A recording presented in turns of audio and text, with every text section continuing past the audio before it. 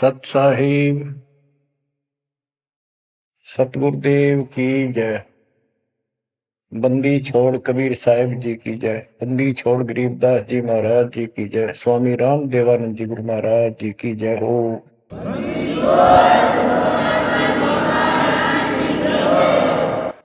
सर्व संतों की जय, सर्व भक्तों की जय, धर्मी पुरुषों की जय।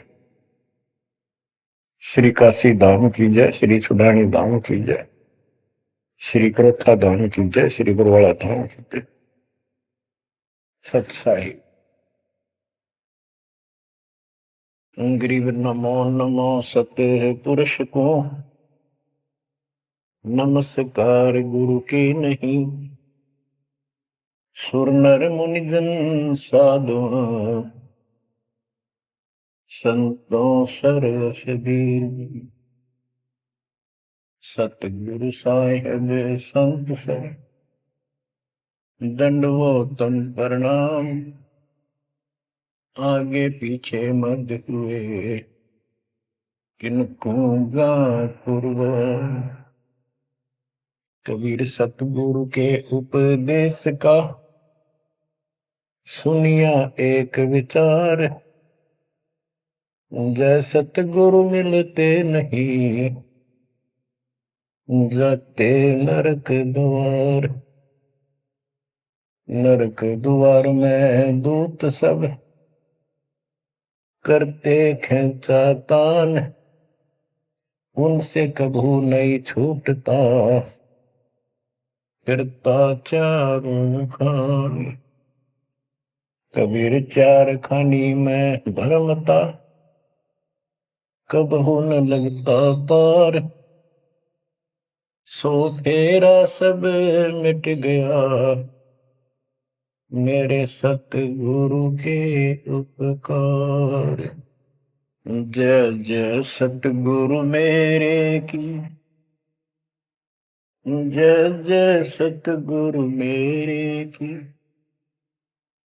सदा साहिबी सुख से वसियो, अमरपुरी के डेरे की। जय जय सतगुरु मेरे की, जय जय सतगुरु मेरे की। सदा साहिबी सुख से वसियो, सतलोक के डेरे। निर्विकार निर्भय तू ही, और सकल वैमान। जी साधो और सकल वैमान।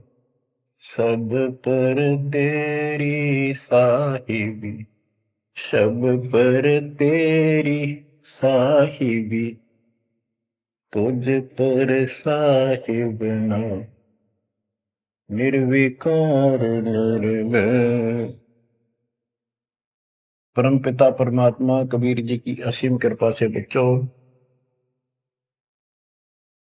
आज हमारे अंदर अपने घर जाने की प्रबल प्रेरणा हुई है। बच्चों, कोई भी काम है उसकी विशेष जानकारी होने के बाद उसमें रुचि बनती है। किसी प्रकार अब हमें पता चला है कि इस लोक में हम गलत स्थान पर रह रहे हैं, और आपको यह भी याद दिला जाता है कि ये शरीर नहीं रहेगा। जिस परिवार को देखकर हम खूब खुश हैं, और होना भी चाहिए, पर ये साथ कितने दिन का है यो तक भी ध्यान देते नहीं। इसके ध्यान ना देने से हम जन्म और मरण के इस महान कष्ट को भोग रहे हैं, इस महान कष्ट को झेल रहे हैं। अभी तक कोई इस तरह सच्चाई कहने वाला नहीं था। जैसे कोई यूं कह देता ना, भाई ऐसे ऐसे वो हो सकता है, मृत्यु हो जाएगी, तो यूं कहा करते भाई, तो भाई ये बात ना बोला, मृत्यु हो जाएगी, अच्छी बात बता। यानी यूं कहना बुरी बात मानने थे कि यूं ना कह, मौत भी हो जाएगी कभी। संसार भी छोड़ना पड़ेगा। यानी इस सच्चाई को अवॉइड करने की चेष्टा करते थे। तो बच्चों, कबूतर क्या करता है, जब बिल्ली निकट आ जाती है वो डर जाता है, उड़ने की बजाय आंखें बंद कर लेता है और सोच लेता है खतरा टल गया, तो वो उसकी गर्दन मरोड़ के खा जाती है। अब आंखें बंद करें काम नहीं चलेगा, ये तो खोलनी पड़ेगी, हिम्मत करनी पड़ेगी, यहां से उड़ना पड़ेगा, काल से बचना पड़ेगा। पहले जैसे 12 कबीर पंथ चले हैं, उससे पहले ये हिंदू समाज, हिंदू धर्म, उसके बाद ये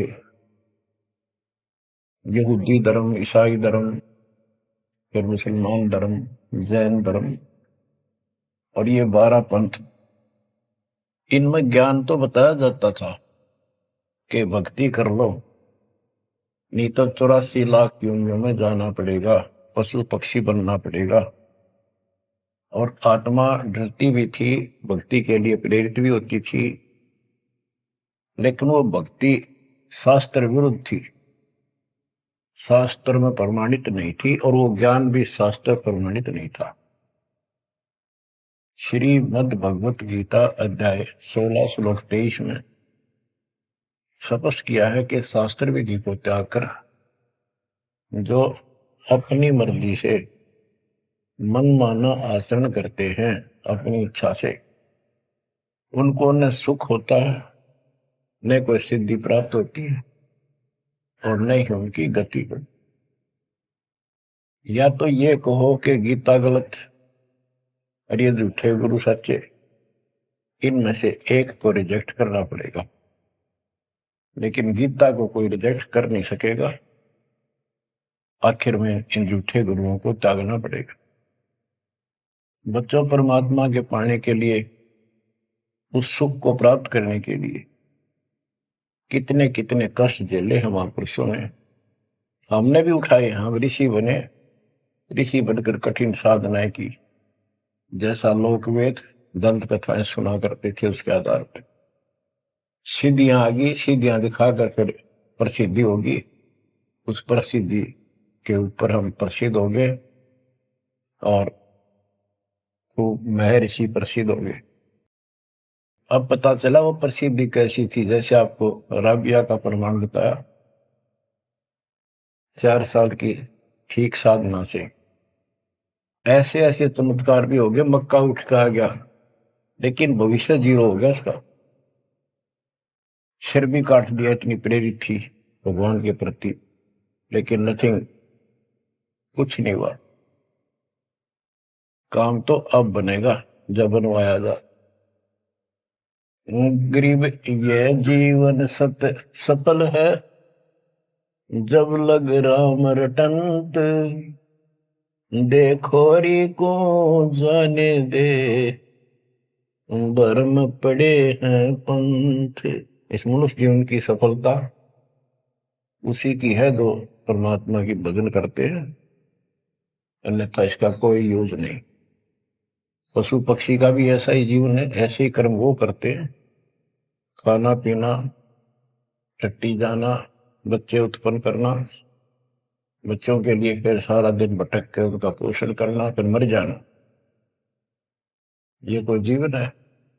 इस ज्ञान से आपके अंदर जो गलत प्रेरणा भरी हुई है वो काल द्वारा भरी गई है, बहुत प्रबल है, वो सामान्य नहीं है। अब जैसे किसी को बुखार हो जाता है तो उसके बस की बात नहीं वो नॉर्मल हो जाए। तो बच्चों, अब के लगन लगानी पड़ेगी। जैसे बुखार हो जाता है, उसके बस की बात नहीं कि वो ठीक ठाक रहे, अपने ठीक क्रिया करे, तो उसके लिए औषधि की आवश्यकता पड़ती है, और जब नॉर्मल हो जाएगा फिर सारे काम ठीक करेगा। इसी प्रकार ये आपके बस की बात नहीं है जो आप जिस व्यवस्था में लग रहे हो, ये इस ज्ञान से, इस भक्ति से आपका यो अज्ञान हटेगा, ये जिससे प्रभावित हो बुखार हटेगा, फिर आपकी लगन अदब से बनेगी, अलग से बनेगी। अगर ये भाव नहीं बना तो क्या ये जीवन अच्छा है जो आप जी रहे हो? कोटि जन्म तन भर में दोगे कुछ नहीं हाथ लगा रे। कुकर कुत्ता, सुकर सुअर, खर गधा, कौवा बुगला, बता इन प्राणियों के शरीरों में असंख्यों बार कष्ट उठा लिया अपने को, असंख्यों बार, एक बार नहीं। तो क्या इस प्रोसीजर को जारी रखोगे?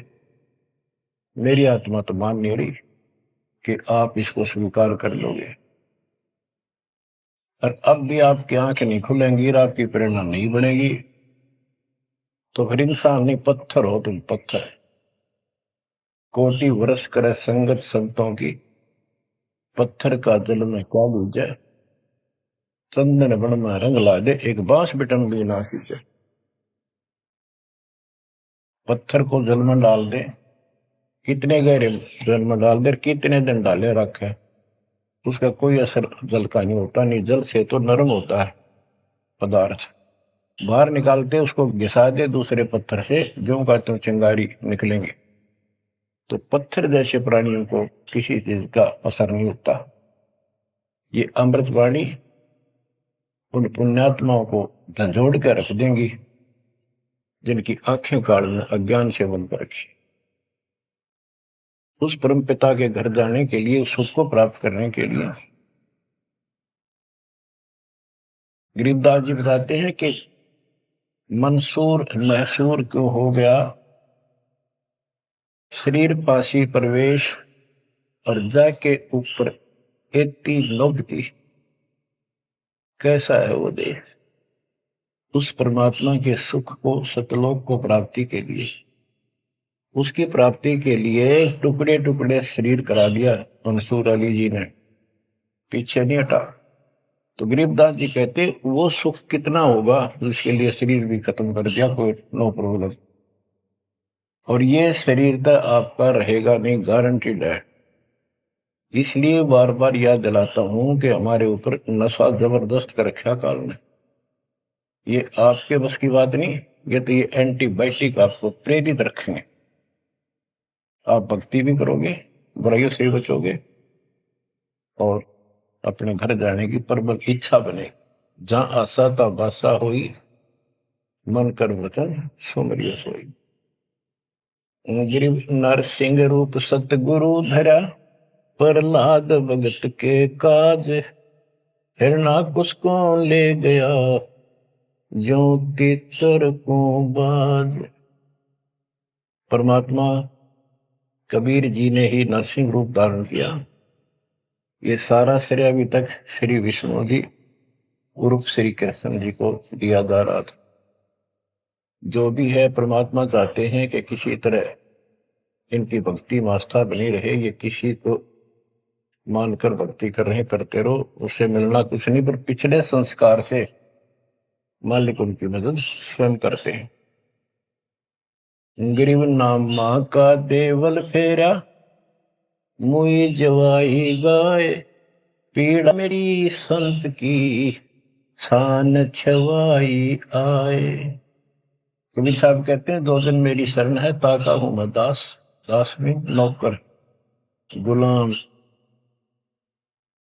और गैल गैल लग गया करूं जब तक धरती आकाश। नामदेव नाम के महापुरुष पिछले संस्कारी थे।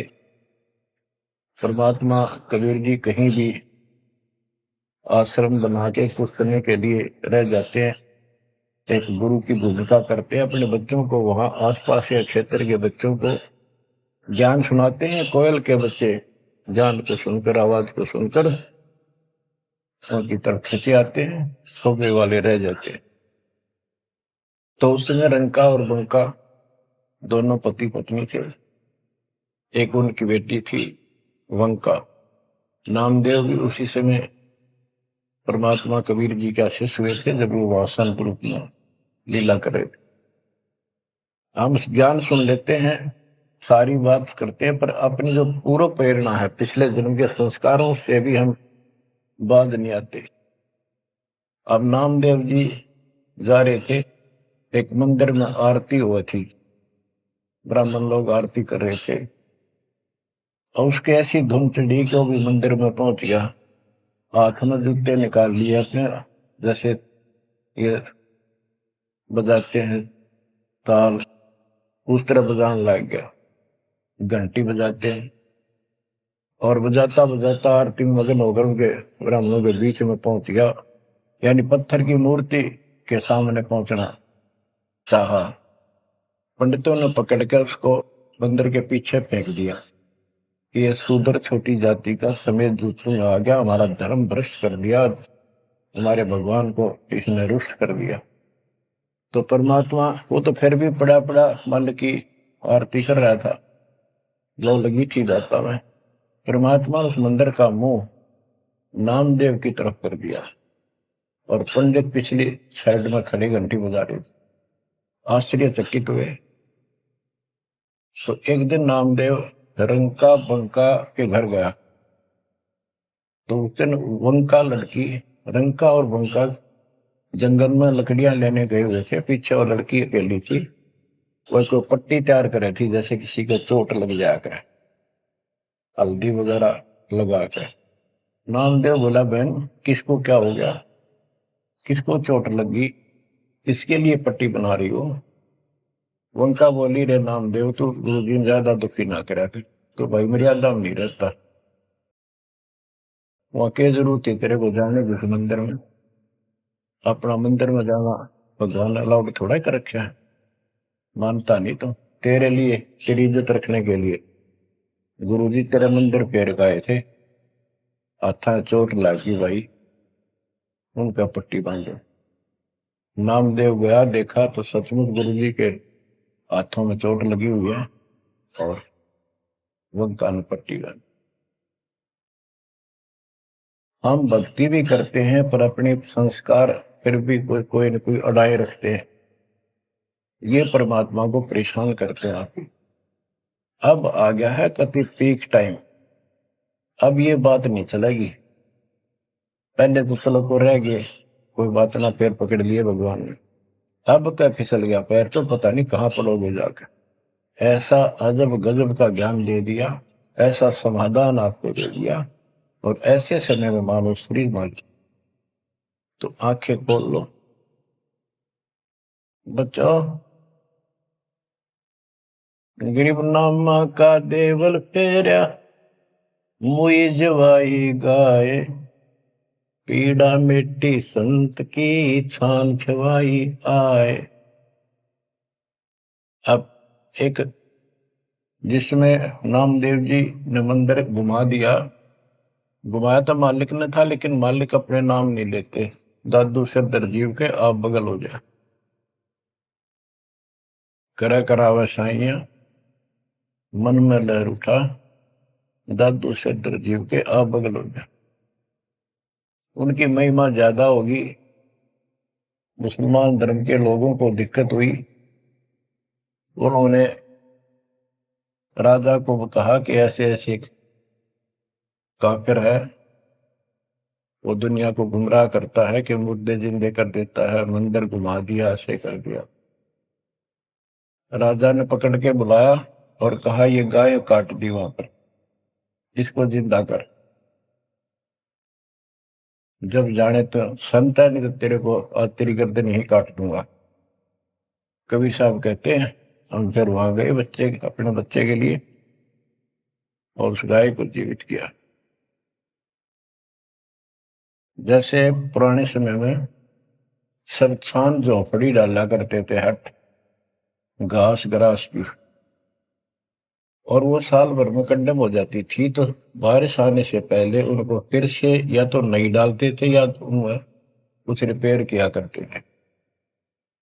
नामदेव की माता जी ने कहा, बेटा अपनी छान ठीक कर ले झोपड़ी, बारिश आने वाली है, मौसम निकट है। वो कहने लगा, ठीक है माता जी, जाता हूं मैं जंगल से सर काट के लाता हूं, वो सरकंडे से घास फूस। रास्ते में सत्संग हो रहा था, सत्संग सुनना, फिर वहां सेवा में लग गया। शाम होगी, वापस आ गया। उसकी माँ बोली बेटा ले निकल घास फूस। माँ ऐसे ऐसे सत्संग में चला गया, ध्यान नहीं रहा। अगले दिन फिर ऐसे ही। उसकी माँ बोली भाई देख ले तो बारिश हो जाएगी, कुछ दिन सारे कपड़े भीजेंगे, अपने भीगेंगे, बहुत नुकसान हो जाएगा। अगले दिन भी ऐसे हुआ। तीसरे दिन उसने सोचा आधा सत्संग सुन लो और फिर जाऊंगा। आधा सत्संग सुनकर चल पड़ा। सत्संग तो फिर पूरा ही सुनना पड़ा उसने, फिर सेवा सेवा ना करी, अपना काम के लिए चल पड़ा। जल्दी जल्दी घास फूस काटने लगा, पैर में कुहाड़ी लगी, दांती लगी और ज्यादा चोट लगी। पैर के पट्टी बांधी, अपना कपड़ा वही ले रखा था पाड़ के चंदर। और उसी दिन परमात्मा ने नामदेव का रूप बनाया और खूब ये सरकंडे सिर पर धर के लाए, आकर छान बना दी और डाल दी। नामदेव शाम को लंगड़ाता लंगड़ाता पहुंचा। माँ बोली के ला गया बेटा? मैंने बताया माँ ऐसे ऐसे आज भी ना लड़ पाया मैं तो। माँ उस झोपड़ी से आगे पहुंच गई, बेटे को तकलीफ सी देख के क्या लग गया बेटे के। माँ माफ करिए आज भी नहीं सामान लान पाया मैं तो, वो ऐसे ऐसे बन गई मेरे साथ। कोशिश करूँ था जल्दी जल्दी काटूं, माँ दुख पाओगी। मेरे तो पैर में कुहाड़ी लगी है, दांती लगी, चोट लगी और चला भी नहीं जाता। माँ ठीक होती बनाऊंगा झोपड़ी। उसकी माँ उसके मुंह की तरफ फेंक के बेटा क्या बोल रहा है तू? तो अभी तो आया था झोपड़ी खुद बना के गया। बेटा क्या कह रही है, चोट कब लगी तेरे? नामदेव निकट आया, देखा ताजी झोपड़ी बना रखी है गजब के सरकंडे लाके। ऐसे तो आसपास की तो थे भी कोनी, ऐसा घास फूस। नामदेव खूब रोया बैठे। माँ भगवान थे, परमात्मा थे वो तो। बच्चों दो दिन मेरी शरण है ताका हूं मैं दास, गेल गेल ला गया फिर जब तक धरती आकाश। ये किसी जन्म में भक्ति खूब करी थी जैसे इस युग में, और इस युग के पिछले हुए भक्ति गजब की रहती है, क्योंकि यह साधना शास्त्र रूपा। मोक्ष न होता तब तक परमात्मा इनके साथ ठहरे। इनसे चमत्कार भी होते रहते, नाम भी हो जाता, पर काम तो ना बढ़ा, मोक्ष तो ना हुआ। तो ये जो ज्ञान आपको सुना जा रहा है, ये हर पहलू पर आपको सतर्क किया जा रहा है। तो या तो इस भक्ति ने छोड़ दो, रिया कति दर्द हो जाओ, कमर कस लो, अब का पीछा छुटवाना है। ये लल्लो पत्तो बहुत होली। केवल हम सुख मांगते हैं, धन मांगते हैं, बेटा ना तो बेटा मांगते हैं और धन संपत्ति मांगते हैं। ये तो बिना मांगे दे देगा जब दिल डट गया आपका, डर रहे तो। कोई भी काम है दृढ़ता के साथ होता है। धीरे धीरे रे मना, कबीर साहब कहते। कबीर धीरे धीरे रे मना, धीरे सब कुछ हो, माली सींचे सौ गुड़ा ऋतु है फलो। आज पौधा बोया है आम का, अगले दिन नहीं लगेंगे फल उसके, महीने 20 दिन में भी नहीं लगेंगे। वर्षों उसकी सेवा करनी पड़ेगी। एक बार पेड़ बन जाने दो, फिर देखना आपको छाया भी और फल भी इतने देगा, आप भी खाइयो, रिश्तेदारों को खिलाइए। इसी प्रकार से भक्ति रूपी पेड़ को, पौधे को पेड़ बना लो।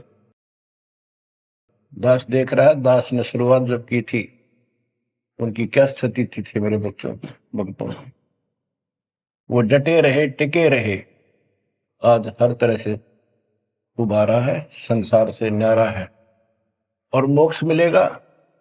जो जन्म मरण का कोड कटेगा। गरीब कबीर के सो बंजारा हुआ, आप भक्ति के हेत कंकर बोई जान के, धना भगत के खेत। धन्ना भगत जी बहुत जबरदस्त लगन की लगी हुई थी उनकी, बहुत जबरदस्त भगत थे। दया भाव संत में होती है। बारिश हुई, बीज सभी किसान ज्वार बीजने चल पड़े। तन्ना की पत्नी ने भी ज्वार दे दी 5 किलो, अल्ले खेत में बो के आओ। भगत जा रहा था बैलों को साथ, बैल लेकर के, हल लेकर के। रास्ते में 4-5 भगत भूखे थे, बैठे थे। अब भगत स्वाभाविक साधु संत को देखकर राम राम करी, उसने बैल खड़े कर दिए, बैठ गया 2 मिनट भगवान का। सुबह सुबह पता चला कि उन्होंने 3 दिन से भोजन नहीं खाया था और मरने के कगार पर। कहने लगे भगत हम तो मृत्यु के निकट हैं, कहीं भोजन नहीं मिला। क्योंकि रेगिस्तान राजस्थान या भी पहले सारी स्थिति ऐसी थी नहीं बढ़िया वाली जनता की। बारिश हो गया तो फसल होगी, ना तो भूखे मरा करते। तो भगत जी ने सारे के सारे ज्वार रख दी उसके उनके आगे, बीज। वो मरे थे भूखे, सारी खा गए। अब वो चल पड़े। भगत जी ने सोचा ही वे घर वाले लड़ेंगे, पत्नी भी गर्म मिजाज की थी, और इसमें तो भाई कोई भी टोक दे, बीज भी कित खा गया तो कित खो दिया। किसान का तो जीवन होता बीज। लेकिन उसने परिवार न्यौछावर कर दिया। कक्कर इकट्ठी की लोगों को दिखाने के लिए, जैसे और बीज बो रहे थे ऐसे कंकर बखेर के हलवा के सामने घर आ गया। खेत में जाकर नहीं देखा। कुछ दिनों के बाद औरों के तो ज्वार गजब की उगरी, और भगत जी के खेत में तुम्बे मतीरों की बेल उगरी बिना गिनती की। मतीरे लग गए मोटे मोटे ये तुम्बे। अब क्या होता है कि भगत जी के खेत में, धन्ना भगत के खेत में बहुत ज्यादा बेल उगी मतीरों की। मतीरे से मोटे मोटे लाग गए, ऊपर नीचे पड़े न भरी दिखे उनका खेत भरा। कुछ दिन के बाद क्या होता है कि बारिश ना होने से उस क्षेत्र में अकाल जैसी स्थिति होगी। वह ज्वार किसी का हुई, किसी की थोड़ी बहुत हुई, बिल्कुल नहीं हुई। तो वो तो बाद की बातें हैं। किसी ने जाके धन्ना भगत की पत्नी को बता दिया कि तुमने ज्वार नहीं बोई। वह बोली बोई, वो कहा हमारा भगत कि ना आपके तो मतीरे उग रहे हैं, ज्वार है ही नहीं। उसका दुख हुआ, ज्वार भी कित खा गया यो। तो वह गई, देखा सचमुच वहां तो मोटे मोटे मतीरे भरे पड़े। एक मतीरा यानी एक तुम्बा लेकर चल पड़ी। धन्ना भगत को पता था कि बात आज बिगड़ चुकी है। उसके बाहर जाते ही भगत वहां आ जाते थे, उसके रहते नहीं आते थे। वह जल्दी वापस आ गई। धन्ना भगत ने सोचा था शाम तक आओगी। भक्तों से कहा तुम जाओ, बात आज गड़बड़ है। सिर पर बतीरा रख रखा। आते उसने बतीरा सिर में मारा धन्ना भगत का। धन्ना भगत जी ने थोड़ा बचाव किया तो धरती में लगकर फूट गया। फूटते उसमें ज्वार निकली जैसी बीज की साफ सुथरी भेजी थी। अब भगत जी तक टेढ़ा पड़ा, सिर बचाया, और वह देवी देख रही थी, कभी धन्ना भगत को कभी ज्वार को।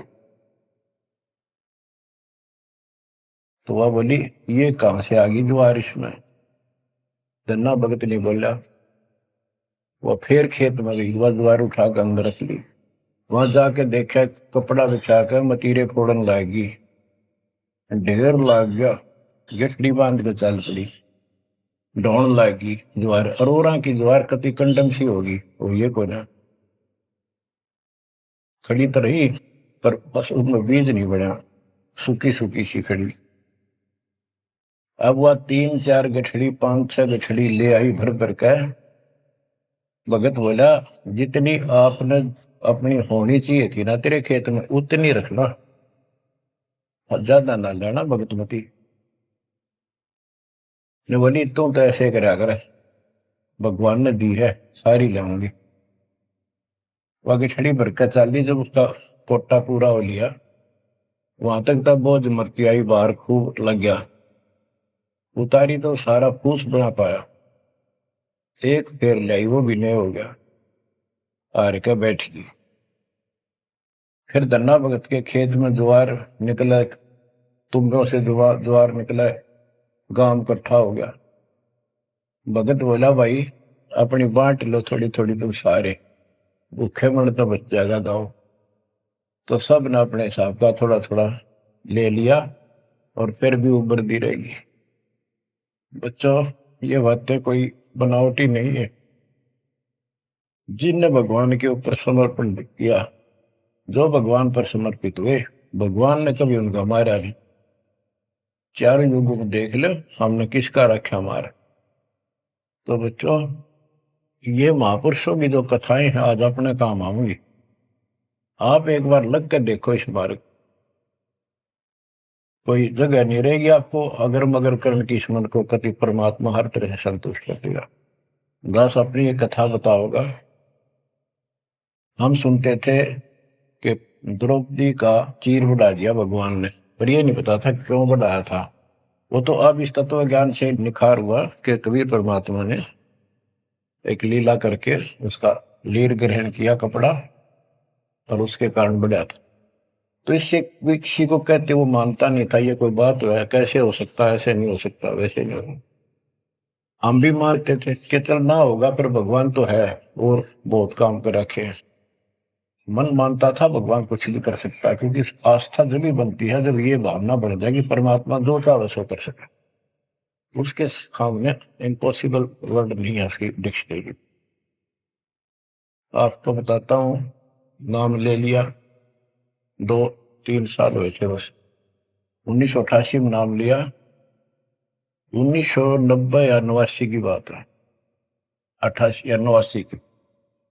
तो एक मकान बनाया, ऊपर मकान बना रखा है, उसके ऊपर एक गैलरी ही पूजा स्थल बनाया, 5.5 बाई 15 फुट का। उसमें एक गली में झांकी थी, खिड़की और विंडो, और एक अंदर आंगन की तरफ क्रॉस वेंटिलेशन बढ़िया था। तो जल्दी के कारण मैं बने बनाए वो लिया जंगड़े, पूजा स्थल 2 मांझ का उनको पेंट करके लगा दिया। उनमें शीशे भी लगे हुए थे।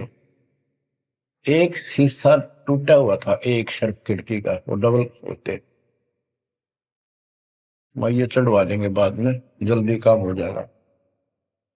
वहां मैंने ये भक्ति बोध छपुआ कर रखी कि गुरुजी आएंगे उनको सौंप दूंगा, वो आगे भक्तों को देते रहेंगे जब कोई दीक्षा लेगा। ऐसे सेवादास करने लगा। क्या हुआ कि उस जो शीशा फूटा हुआ था उसमें के चूहे बढ़कर उनको काटने लगे।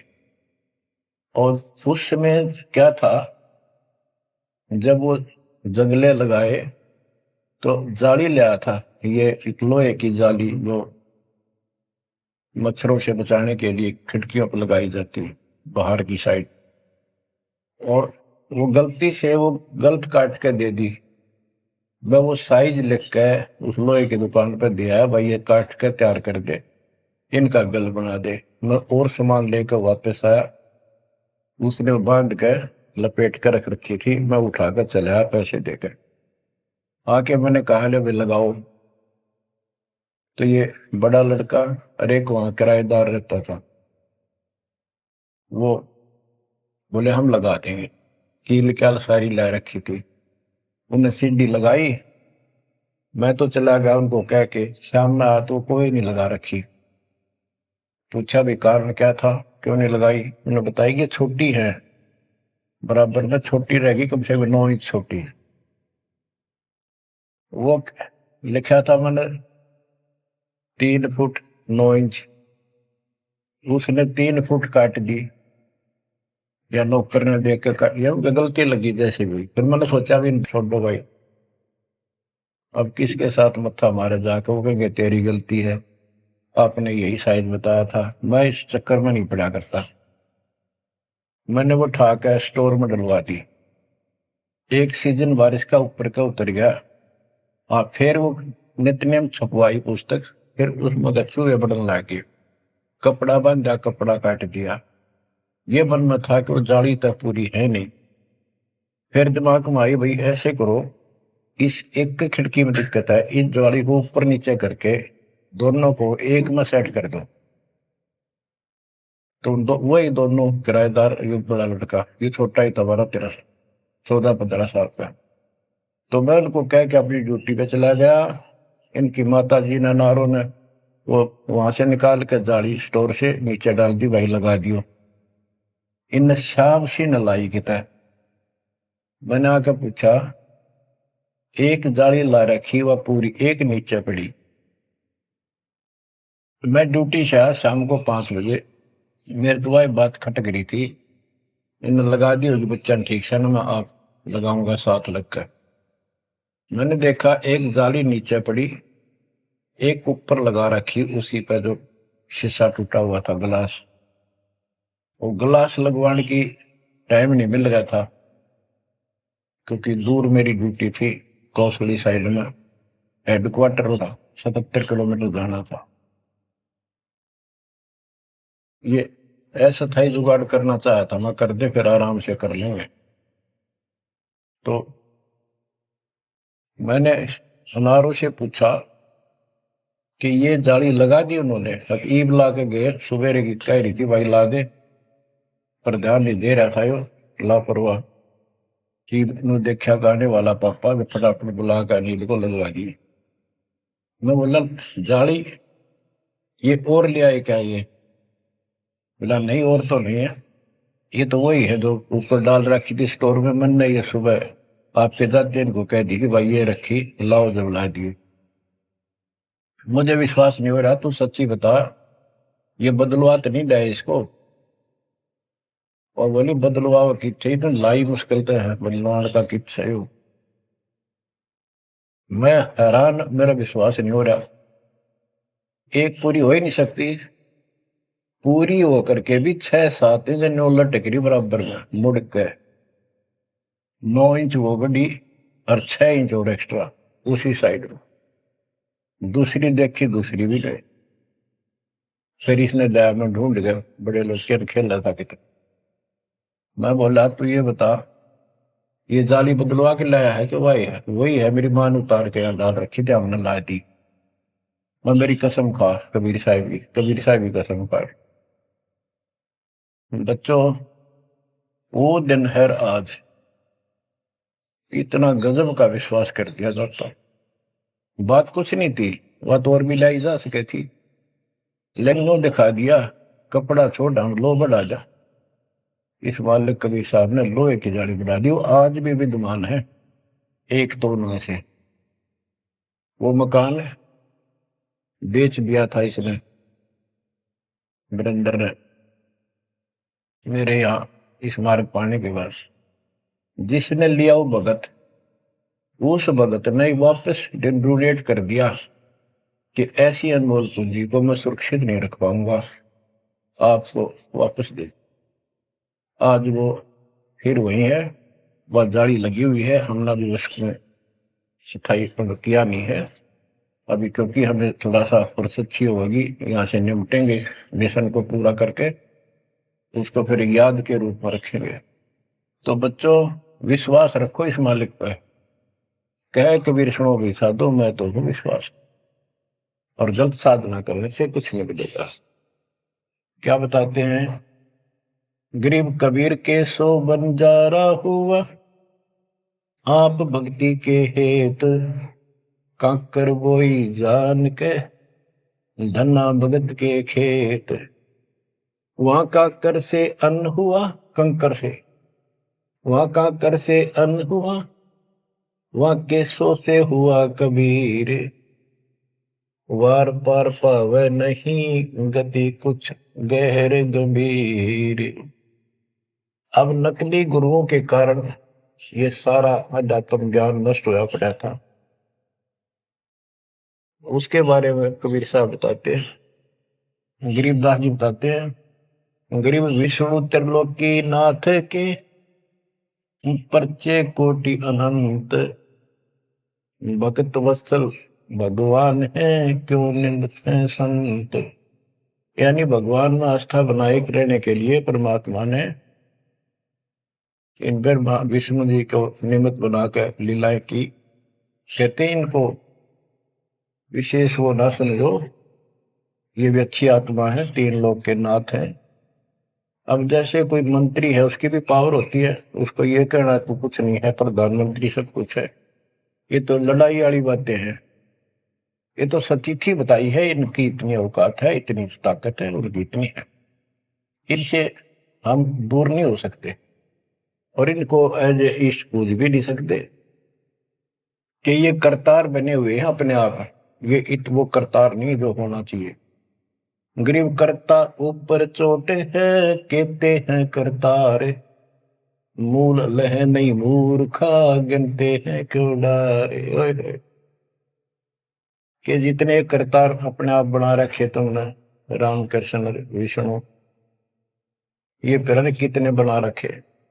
कर्ता ऊपर चोट है, जो एक करतार को छोड़कर अन्य जो कर्ता बनते हैं उनकी दुरुक्ति होती है। रामचंद्र देख लो, सारी उम्र दुखी रहा और कर्ता बन रहा था, लोग भगवान के थे भी मान लेता था, आजीवन कष्ट रहा, अंत में सरयू नदी में जल समाधि ली, डूब का मेरा। कृष्ण जी सारी उम्र दुखी रहा, सुख का सांस कभी नहीं, कभी कंस, कभी केसी, कभी चाणूर, कभी कुछ पूतना, और आखिर में दुर्वासा के श्राप से कुल उनके सामने नष्ट हो गया। जिसका कुल सामने मरे है और पश्चाती वो जीव है, सबसे निर्भाग आदमी है।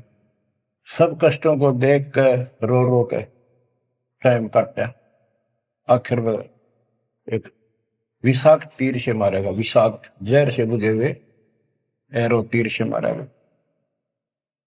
अब क्या बताते हैं, गरीब करता ऊपर चोट है, कहते हैं करता रे, मूल लह नहीं मूर्खा, गिनते हैं क्यों डारे। के मूल की पूजा क्यों नहीं करते, डालियों ने क्यों गिनते फिर हो तुम, कितने भगवान है, कितने टहनी है। मूल से सब कुछ होता है। गरीब सतगुरु साहिब एक है, दूजा ब्रह्म विरोध, बिन सतगुरु सूझे नहीं, चाहे पढ़ो 18 बोध। गरीब गल गोटा गुरु आखने, फांसी दे अड़ाए, द्वादश तिलक बनाए कर, चंपुर दे धकाए। कि ये इंसान का नाश करने, मनुष्य जीवन को बर्बाद करने वाले, ये बाह्य दिखावा करके द्वादश तिलक 12 तिलक बना लेंगे, कंठी माला पहन लेंगे, लाल कपड़े, बड़ी बड़ी दाढ़ी मूछ उठा लेंगे या घुटन घोट हो जाएंगे, मूड मुड़ा लेंगे। ये गड़गोटा है, ये काल की फांसी लिए कर रहे, झूठी साधना करवा के। कहते द्वादश तिलक बनाए कर लोग इन पर कुर्बान हो जा, साधु है, और जमपुर दे धक्का, यानी उस नरक में धक्के ते ठोक दे, या साधना गलत पे जाएगा फिर वहां। गिरम झूठे गुरु का नाक ले, फिर श्रवण और नैन, सतगुरु बोले साखिए, दूर कर पोकट फैन। कहते नकली गुरुओं का, इनका जूते मारे, नाक काटे, यानी कहने का भाव है कि इनका बच जा, दूर हो जा, फूक दे। फूकना मतलब ये नहीं आग लगा दे या उन्हें मार दे, उन्होंने को आग रहे। कैसे यह कहावत हमारे यहाँ कि इसने फूक दे एक तरफ, जैसे कोई सामान मंगाया, इसकी जरूरत नहीं, कौन खा ला, ना फूक एक तरफ, यानी पटक दे दूर। एक गरीबदास जी कहते झूठे गुरु के नाक कान काट दे। इसका अर्थ है कि उनको कति वहां से अपने से दूर कर ले। गरीब झूठे गुरु को झटक दे, से स्वामी को फूक, या मैं दोष जरा नहीं, शब्द कहा हम कूक। गरीबदास जी बताते हैं झूठे गुरु को झटक दे, और जो नकली शिष्य उनकी मान उनके चिपके बैठे उन्हें भी फूक। फूकने का मतलब ये नहीं उन्हें मार दे कि एक तरफ पड़े रहने दो। गरीब पीछे गई सो जाने दे, ले रहती को राख, पुत्री लाभ चढ़ाई यो करो अपूठी चाक। गरीबदास जी कहते पीछे जो हुई सो हुई, उसने भूल जाओ, अब शेष बचे जीवन में संभाल लो, उतरी लाभ चढ़ाइयो करो अपूठी चाक। जैसे हम सत भक्ति ना करने से हमारे सारे काम बहुत खिंच के होते ही नहीं, परेशानी रहती है। और जब सच्चा गुरु मिल जाता है वही काम फटाफट होने लग जाते हैं। पुराने समय में कुएं से जल निकाला करते थे, सिंचाई का काम भी कुओं से होता था। उसमें बैल जोड़े जाते थे, एक लाव होती थी, लाव, वो डोल नीचे जाता था, एक लकड़ की पुली होती थी, लोहे का इतना सिस्टम नहीं था, फिर लोहे की बनने लगी थी पुली, उसके ऊपर वो लाव यानी रस्सी, मोटी रस्सी होती थी, बढ़िया मजबूत। वो पुली से नीचे उतर जाती तो अब पुली घूमती नहीं, वो फिर कैसी होती थी, वो घूमती नहीं और अड़का खड़ा हो जाता, नीचे रस्सा गिर जाता साथ में। फिर उसको कहते ऊपर रख, फिर से पुली पर रख और फिर खींच, आसानी से घूमेगी और फटाफट पानी निकला होगा। कि शास्त्र विरुद्ध साधना करके भक्ति से दूर होकर भगवान से तुम दुख पा रहे हो, फिर से भक्ति शुरू कर दो, फिर आपको सुख। गिरिव पीछे गई सो जानते ले रहती कुआख। जो शेष बचा जीवन इसको संभाल ले रख, उतरी लाभ चढ़ाई यो करो अपूटी चाख। गिरिव बोए बिन पावे नहीं जीवित कैसा योग। 84 आसन करे मिटे न संसार शोक। के जीवित मरे बिना परमात्मा प्राप्ति नहीं होगी। तुम जैसे बकवादों में लग रहे हो, जीवित कैसा योग, ऐसे भक्ति नहीं पड़ेगी। और जो 84 आसन कर करके लोग दिखावा करते हैं, इसे मोक्ष नहीं है। गिरिव पंचअग्नि पाखंड है मौनी तपे आकाश। झरने बैठे क्या हुआ, क्या जी में पंच गिरास। ये 5 धूने लगा के बीच में बैठ जाती है पाखंड करने के लिए। इन मकला इतनी है ज्ञान नहीं इनको। कोई मौन रखता है, कोई तप करता है, मटके गड्ढे के अंदर सुराख करा के एक तपाई कर रख के 40 दिन सर्दी के महीने में 100 मटके डेली पानी के अपने सिर पर डलवाता है। और वो बड़े बड़े गांव के लोग उस पाखंडी के चारों तरफ परिक्रमा करते हैं। और कोई कहे मैं सिर्फ 5 गिलास खाया करूं, ज्यादा खाता नहीं। इस तरह के ड्रामाबाजी से अट्रैक्ट करते पब्लिक को, पल्ला कुछ नहीं। गिरिव दूधा धारी शब्द है पान फूल फल खाई। घट में नाम न संचय ये बंधे जमपुर जाई। कई बताते हैं एक बाबा है, दूध दूध पियो है, बड़ा शब्द है, दूध दाधारी बोला है। और केवल कभी फल खा लेता है, तो फूल फल ही खाता है। तो गरीबदास जी कहते हैं गरीब दूध दाधारी शब्द है ये पान फूल फल खाई। घट में नाम न संचय रे बंधे जमपुर जाई। सच्ची भक्ति है नहीं, सीधे नरक में जाएंगे। गरीब चुंडित मुंडित भद्रा मोनी मैल न पावे। धूमर पान ठडेसरी ये 2 जग धक्के खा। गरीब योग नहीं यो रोग है जब लग निज नाम न चीन। घर घर द्वारे भटकते बेख बिना यकीन। गरीब बेख लिया तो क्या हुआ जब लग नहीं विवेक। 3 काल निपजे नहीं मिटे कर्म रेख। के चुंडित मुंडित, जैसे बड़े बड़े सिर पर जटा रख रखी है, दाढ़ी बड़वारी, माला मूला पहन गए, बाहर भाई ड्रामा खोल कर रखा है, लाल कपड़े पहन रखे, या कति गोट करवा रखा, मुंड मुंडवा रखा। कहते हैं इनसे कुछ नहीं मिलना, कोई मौन रखते हैं। गरीब चुंडित मुंडित भद्रा मोनी मैल न पावे। धूमर पान ठडे सरी ये 2 जग धक्के खाओ। ये धूमर पान करें, नशे करें, 100 रुपए की मारे चलम भर का ढूंढ उठा दे, ठडे सरी खड़े होकर तप करते, कहते 2 जग में धक्के खाओगे, नरक में जाएंगे। बच्चों, ये मूल ज्ञान है, ये तत्व ज्ञान। और ये जो ज्ञान आपको दिया जा रहा है, आपके लिए वरदान होगा। ये कबीर साहब की गिफ्ट है। इस रजा को संभाल के रखियो, इसको हल्के में ना दियो बच्चों। कुर्बान हो जाओ, ये धन दे करते था सिंधन हो गए, कितना पुराना पट्टा। इसकी शरण में डट कर सत्संग सुना करो, सेवा करो और दान करो, मर्यादा का निर्वाह करो, भक्ति करो। देखना न्यारे रंग ला देगा दाता। मालिक आपको मोक्ष दे, सद्बुद्धि दे, आपको याद बनी रहे अपने घर की सच्चाई।